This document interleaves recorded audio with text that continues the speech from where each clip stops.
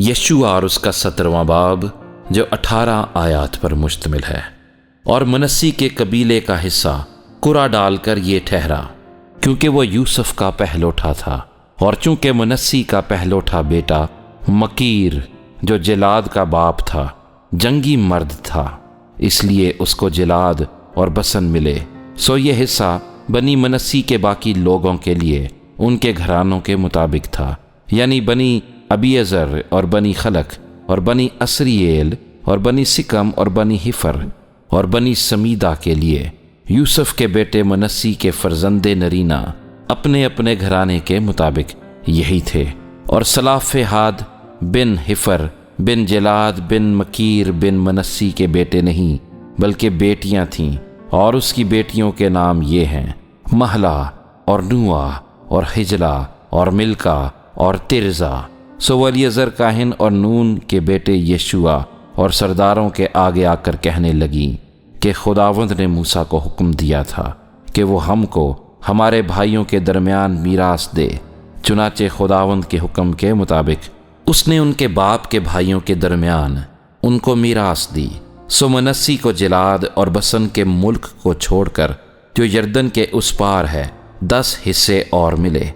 کیونکہ منسی کی بیٹیوں نے بھی بیٹوں کے ساتھ میراث پائی، اور منسی کے باقی بیٹوں کو جلاد کا ملک ملا، اور آشر سے لے کر مکمتا تک جو سکم کے مقابل ہے منسی کی حد تھی، اور وہی حد دہنے ہاتھ پر عین تفوح کے باشندوں تک چلی گئی۔ یوں تفوح کی زمین تو منسی کی ہوئی، پر تفوح شہر جو منسی کی سرحد پر تھا بنی افرائیم کا حصہ ٹھہرا۔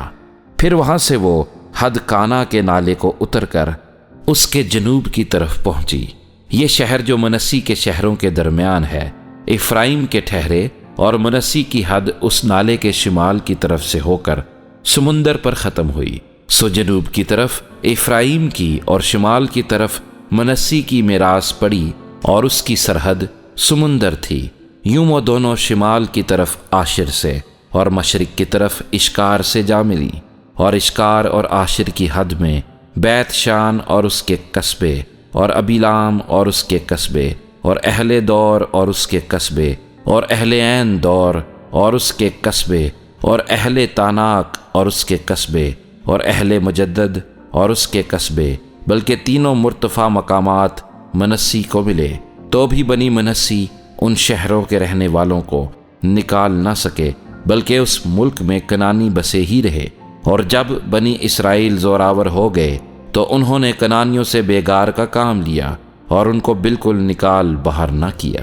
اور بنی یوسف نے یشوع سے کہا کہ تو نے کیوں قرعہ ڈال کر ہم کو فقط ایک ہی حصہ میراث کے لیے دیا، اگرچہ ہم بڑی قوم ہیں، کیونکہ خداوند نے ہم کو برکت دی ہے۔ یشوع نے ان کو جواب دیا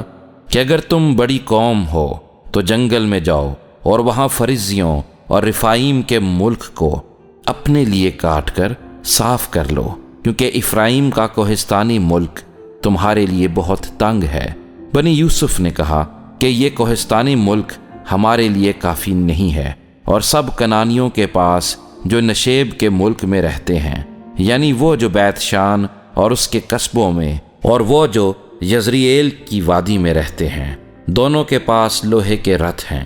یشوع نے بنی یوسف یعنی افرائیم اور منسی سے کہا کہ تم بڑی قوم ہو اور بڑا زور رکھتے ہو، سو تمہارے لیے فقط ایک ہی حصہ نہ ہوگا، بلکہ یہ کوہستانی ملک بھی تمہارا ہوگا، کیونکہ اگرچہ وہ جنگل ہے تم اسے کاٹ کر صاف کر ڈالنا، اور اس کے مخارج بھی تمہارے ہی ٹھہریں گے،